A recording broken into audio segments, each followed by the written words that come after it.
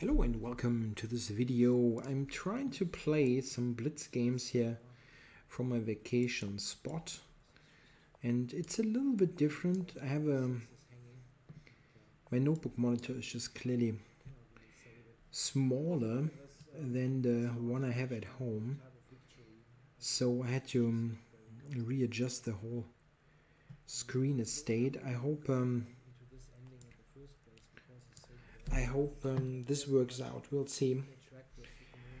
Yeah, my opponent here taking on c4 in this particular moment is a little bit uncommon, and it's mostly because yeah, I get the pawn back now quite easily.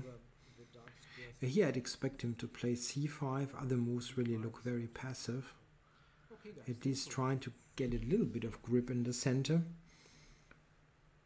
Yeah, what else is there besides c5? Not much. Yeah, some passive move like c6. Yeah, but that doesn't really help him, right? So I'm just going to develop.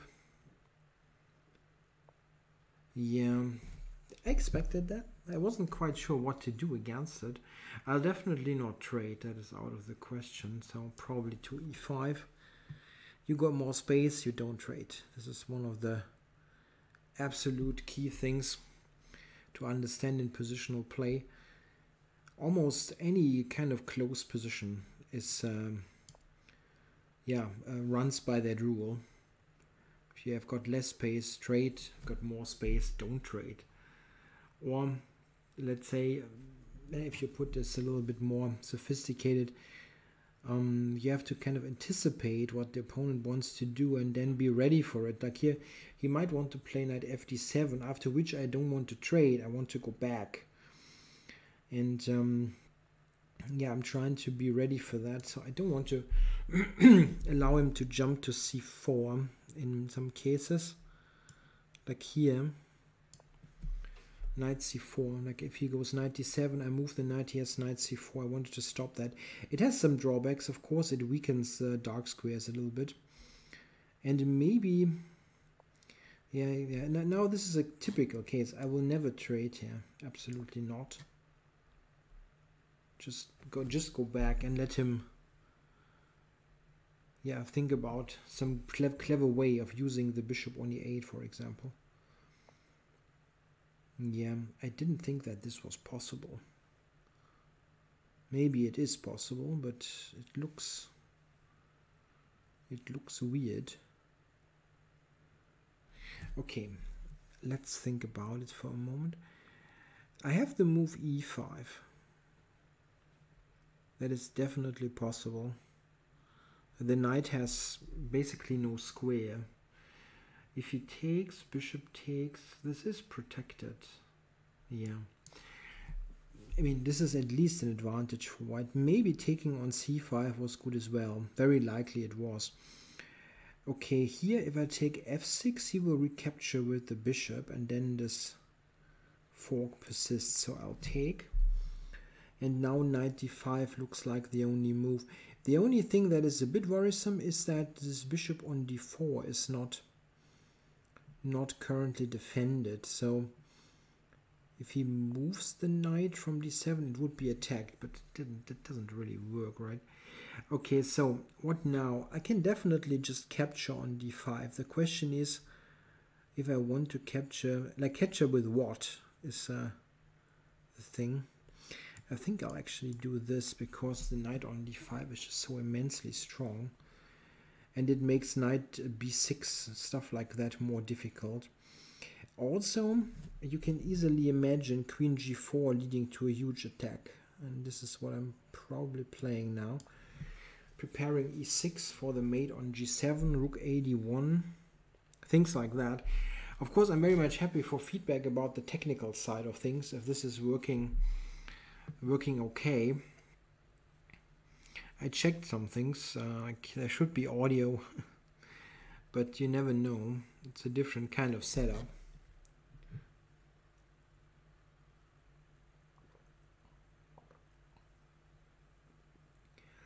Yeah, honestly, I don't see a move.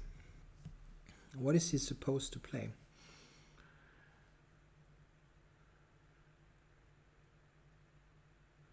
e6 is a really huge threat.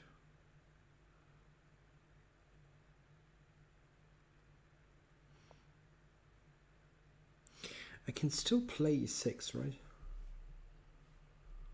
What is the answer? I mean, I'm threatening mate. Just mate.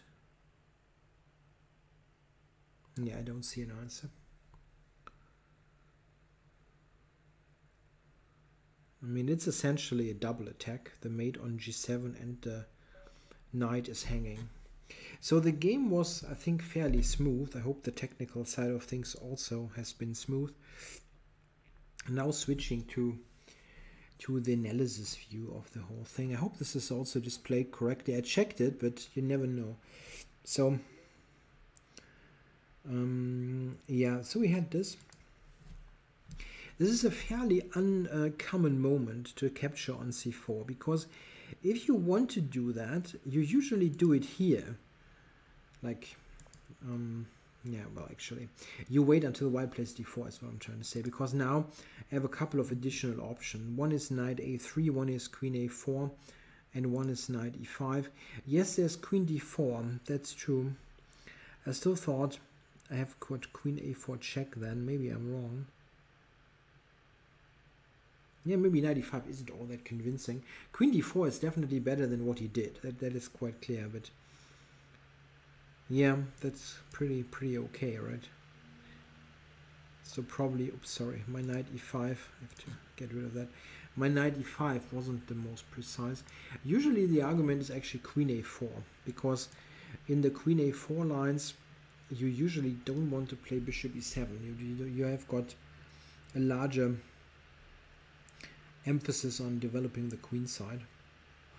Okay, but if you look at the game, like here, I took on c4, and here c5 is basically what you have to do. You have to put some pawn in the center and control some squares. At least now d4 is not possible, and that it should be a bit better for white, but nothing special. I would have played knight c3. Knight c6 here, I'm not sure about. I think that is probably good for white. That should be a good position for white. But he's not really obliged to do that. Knight d5, what the engine is mentioning, for example, is a good move. Yeah, I think white is just slightly better. Knight e5 isn't the best move, it seems. But he played c6, and this is frankly just not correct. Yeah, it doesn't help. That move is just not helping. It just it blunts a little bit this bishop, but I just have a central advantage. So knight d7, knight c3, knight b6. Now clearly not trading. Yeah, this is giving black immediately, yeah, some space for his pieces. So you definitely want to go back, or back is wrong. Yeah, you want to avoid the trade. I'm not going back with knight e5. Now, if you would play like knight to d7 like this, I would go back knight f3. Would absolutely never trade, and then play e4 and so on. He should have 4 minor pieces in this position, from my point of view. Yeah, it's what I want. And he would be best off with no minor piece. But if he would have like 2, it would probably be bearable. But 4 is too much. So bishop d7, I went e4. Bishop e8. Yeah, c5 you can try, but ultimately I'm not against opening it up.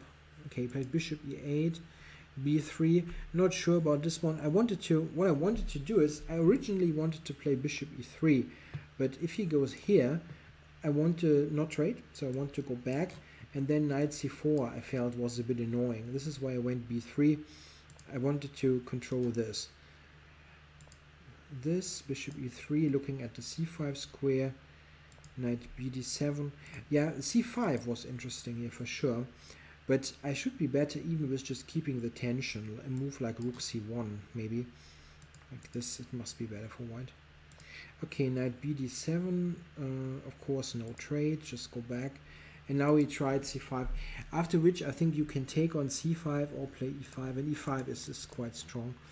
The engine actually likes knight d5 even more. And now I understand why. Because I did not see this move coming. Yeah, this is very strong.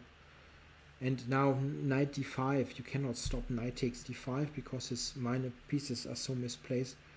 Yeah, this is fantastic for white. I think I'm probably also quite clearly better after my move, but it's not as convincing. This is still strong, but it's not winning immediately, which the other one probably is. And now knight b6 is stronger. Yeah, he has to fight against this strong piece. And yeah, knight e7 is suggested by the computer. I'm basically just a pawn up and have those. Yeah, it's quite active. So bishop a3 was played, and now queen g4 should kill him actually with e6 and threats. And the engine is giving +3 e6, and this is over. A cute little point is here. If he takes this, I wanted to say a cute little point, but I actually did not see it right. Yeah, this is not actually working because the rook is there. Okay, yeah, okay, it doesn't really matter. After queen g4 I'm winning. Yeah, I hope this worked all right. Please tell me what you thought about this recording. Thanks a lot for watching. Bye bye.